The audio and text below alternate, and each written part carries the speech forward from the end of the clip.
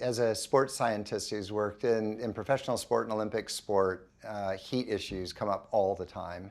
When I first came into really having to deal with thermoregulation in Olympic sport, it was in the lead up to the '96 Olympic Games in Atlanta, and we knew that we had to come up with some ways to try to help athletes that were going to be competing outside to try to manage the heat strain, because the data were just clear. As soon as the body became overheated, your ability to recruit your muscles and generate force or resist fatigue, you were compromised. And we'd heard at that stage of my career very early on, I remember that there was top secret research going on at Stanford, and that they were coming up with new ways to pull heat from the body.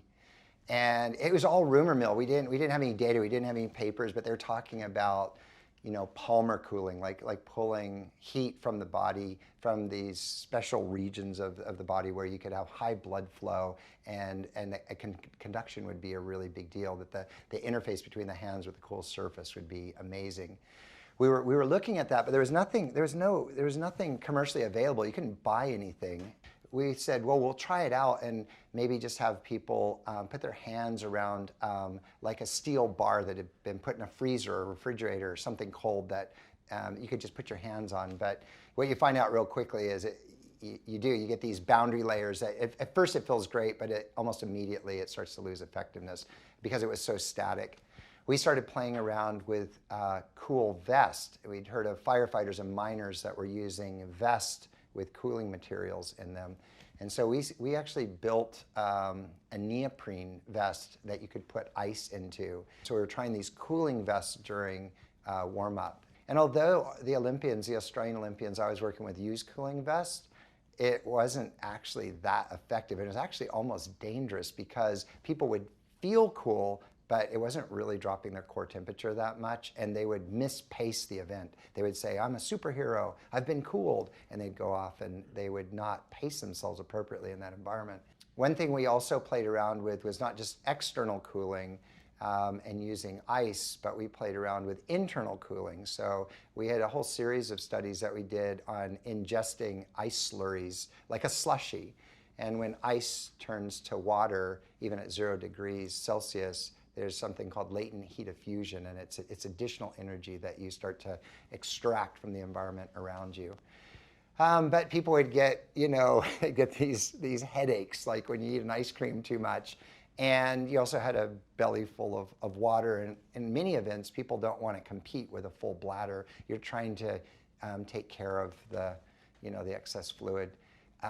Pre-event plunging became quite popular. You had to get the water right, and we'd get these blow-up kiddie pools, and we'd fill them up with water and ice, and we'd have a thermometer in it, and we'd try to come up with the right temperature of water so that people could come in and they'd submerge themselves for maybe 5 to 10 minutes and try to create a bit of a heat sink, and then they'd dry off and get their clothes on and then go get ready for a time trial. But it was a pain in the butt. It was absolutely a pain because you had to find water and you had to fill this up, and everything was a little bit crazy. So eventually what happened with pre-cooling efforts, I think that started to become exciting to me, was different approaches for different events for different types of athletes. And interestingly enough, I left the Australian Institute of Sport, came out and worked in the NBA for a bit. Those athletes get very hot. We were still trying to look at different ways to cool them at halftime, to try to put them in, cool locker rooms so they could kind of really cool off and put fans up in the locker room to try to cool the athletes down.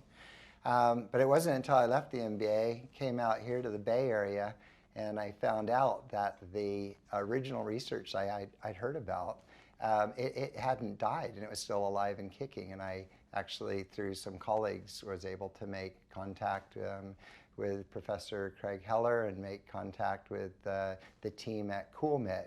And I was just really excited to see that these ideas have kind of stood the test of time, and that this very elegant approach of using water that flows across the surface of your hand that's cool, not ice cold, but just cool enough to extract heat, that the combination of the thermal gradient and the flow, the convection essentially, was resulting in a great way to exchange heat.